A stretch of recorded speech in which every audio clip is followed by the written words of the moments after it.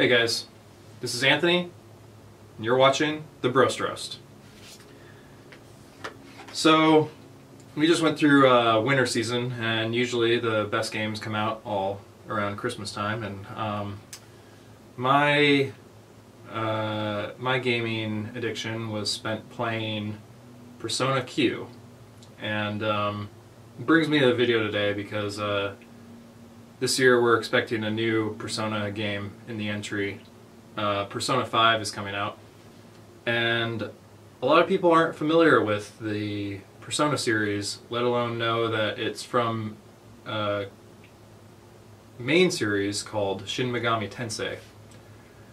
And it's funny to note that there's actually more spin-offs to Shin Megami Tensei than there are main entries to that series. So, this video is going to discuss the top 5 games that you should look into if you want to play any of the Shin Megami Tensei games. First game on the list I'd like to talk about is Shin Megami Tensei Digital Devil Saga. This game is the most simplified version of the Shin Megami Tensei series. It doesn't have any of the fusion mechanics with any of the demons that you normally get in any of the other games. And it also lets you switch your moves on the fly, so anytime you're outside of battle you can change up your move list for each of your characters. Even though it is a more simplified version of the Shin Megami Tensei universe, I would say it's not much different in that all the moves are translatable from any of the other games. The battle system is ripped directly from Shin Megami Tensei 3 Nocturne, so it's translatable pretty easily if you want to play this one, then play Nocturne. The difficulty is still very high, like most other Shin Megami Tensei games. The main difference between this and Shin Megami Tensei 3 is this feels more like a Final Fantasy game because you have main characters that develop through the 2 games. Yes, I don't have this any higher because this is one part of 2. So, a little bit about this game is that you are a leader of a faction in the middle of a war zone, and your crew, in the middle of a firefight, get this power to turn into a demon or whatever. And then they proceed to go around and take power from the other factions. The ending is a little bit of a cliffhanger, so if you get invested in it and you want to see what happens, get both and play through them both immediately. Other than that, it's actually a pretty good game. If you're just going to play one, I would just play the first one. Number 4 on our list is Shin Megami Tensei 4 for the 3DS. What's interesting is this is a main series game and it's on a handheld. When this was announced, a lot of people were upset about this.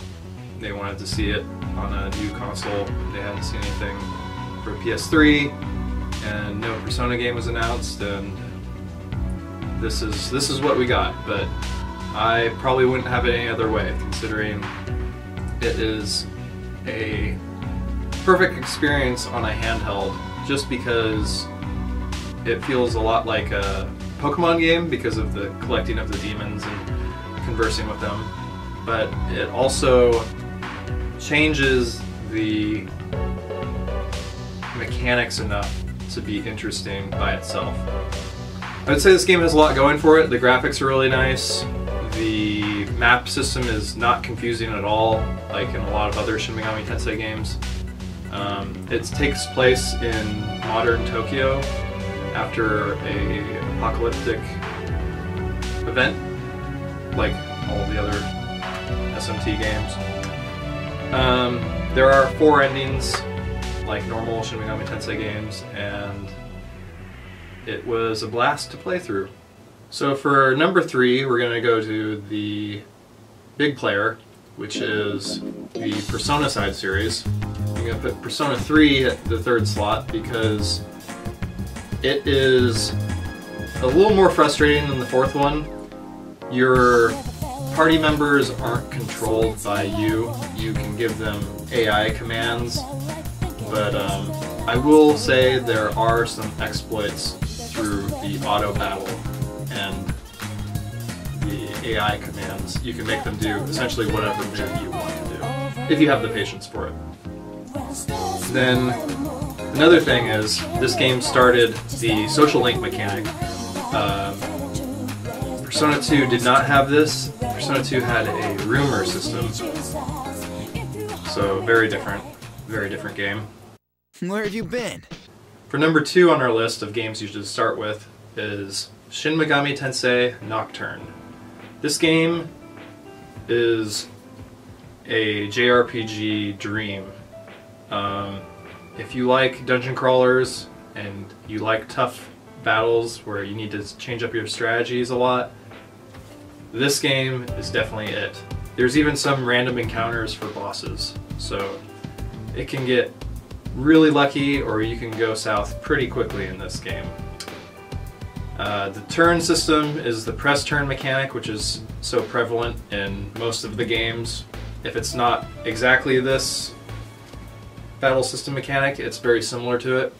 And by that it means for each character on your party, so let's say you have 4 characters, then that is including your protagonist, you get 4 press turns. And once you run out, it passes to the other opponent. And if you get a crit or hit a weakness, you get an extra half press turn. If you miss or hit something they're strong against, you lose 2 press turns. And it works the same for the enemy as it does for you. So hopefully you don't get ambushed and the enemy finds a weakness to one of your guys immediately, because they will exploit it. And sometimes you will not be able to prepare for it. So number 1, I think everyone saw this one coming, is Persona 4. So why did I put Persona 3 a little bit lower than this one? Is because this game is much more polished and much more refined. It's the second time around we got to use the social mechanics of dating and interaction, so a lot better story writing into that, in my opinion. It's also not as cliche as just saving the world like you are in Persona 3. But in Persona 4, you are solving a string of murder mysteries and trying to figure out who done it. And it's very captivating. I really enjoy the cast of Persona 4. This here's my daughter. Come on, Nanako. Introduce yourself to your cousin. Hello.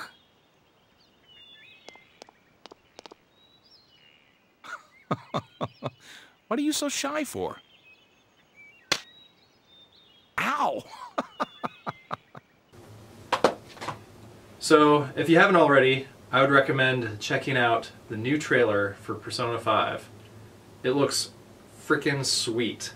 I will say the art direction and everything is all where I want it to be, and it almost feels like it's going back to its roots with some of the options it shows in the trailer. So go watch it.